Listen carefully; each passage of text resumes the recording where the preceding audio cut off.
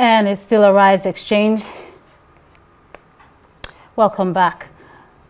Moving ahead, the Regional Conference on Special Economic Zones, which held this week, focused on Djibouti's bold vision for economic transformation, offering deep insights into the country's strategic development agenda. Speakers highlighted how Djibouti is harnessing the potential of special economic zones to attract investment, diversify its economy, and create sustainable employment opportunities. Let's take a listen. At the heart of this conference is a very powerful and timely question. How can trade, connectivity under the AFCFTA contribute to building resilient economic opportunities, especially through the development of special economic zones, and ensuring that no country is left behind in the prosperity that is promised by the AFCFTA? Your Excellencies, ladies and gentlemen, resilience is for me the word in the theme of this conference that is especially relevant given the current trade global context following the imposition of tariffs on all African countries. We know that African countries will be negatively impacted by the imposition of these tariffs, mainly those countries that export to the United States under AGOA. We therefore must take this crisis as an opportunity for our continent to seize the moment, and an opportunity to deepen and accelerate intra-Africa trade. During the last session of the Council of Ministers that took place a week ago, the ministers agreed on the need to have a coordinated continental approach to respond to the tariffs imposed on the continent, and also to accelerate the implementation of the AFCFTA by ensuring that the modalities for intra-African liberalization of trade respond to the challenge of the day.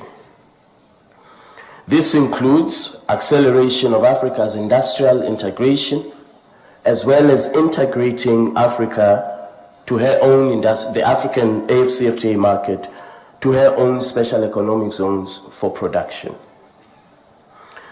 We are indeed navigating a very challenging global landscape that will require strategic responses, that will require us to double down on economic resilience and diversification of our export markets. The strategic location of Djibouti presents an opportunity to the entire continent for us to forge trade and investment relations with countries that are proximate to Djibouti, such as the GCC countries.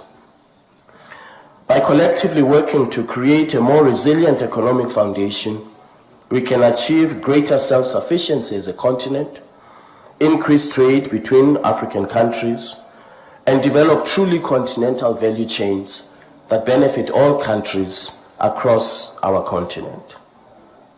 As it was said this morning, the AFCFTA is not just a trade agreement. It is a transformative vision of our founding mothers and fathers, going as far back as May 1963, with the potential to create the world's largest single market, whether we are talking about the services market, goods, merchandise, or indeed the digital economy. The AFCFTA offers unprecedented opportunities for us to boost intra-Africa trade, to attract investment, and reduce dependence on others. As we speak today, Your Excellency, out of 55 state parties that make up the African Union, 49 have successfully undergone the ratification process, which means that 49 members of the African Union out of 55, 49 members of the African Union have accepted the obligations to reduce and eliminate intra-Africa barriers to trade. This is remarkable achievement, and it is testament to the leadership of the African Union, to our heads of states and government, their political will, and their determination to ensure that we do deliver on the vision of our founding mothers and fathers of creating a single digital market a single goods market and a single services market on our continent. In all of this, the role of special economic zones is absolutely critical. That is why we are here. According to the African Economic Zones Outlook, Africa is home to more than 200 special economic zones, with over 70 projects currently under development. To support this momentum, our heads of states, the Assembly of Heads of States and Government of the African Union, on the advice and recommendation of Ministers of Trade, adopted a ministerial regulation on the treatment of products from special economic zones. This regulation ensures that goods and services that are produced in special economic zones and that originate in special economic zones and that meet the rules of origin are now fully integrated into Africa's single market. This will ensure that our special economic zones are competitive, that they are able to produce at cost-effective rates, and that they contribute to Africa's industrial development. Djibouti occupies a uniquely strategic position at the crossroads of Africa, the Middle East, and Asia. Its location at the southern entrance of the Red Sea makes this country a strategic and critical gateway for international trade.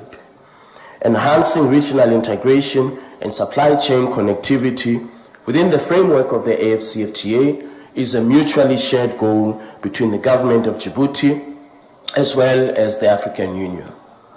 As I conclude, Your Excellencies, the theme of resilience is particularly relevant and important as we seek to ensure that Africa's economies are able to navigate the current turbulence and external shocks that the multilateral trading system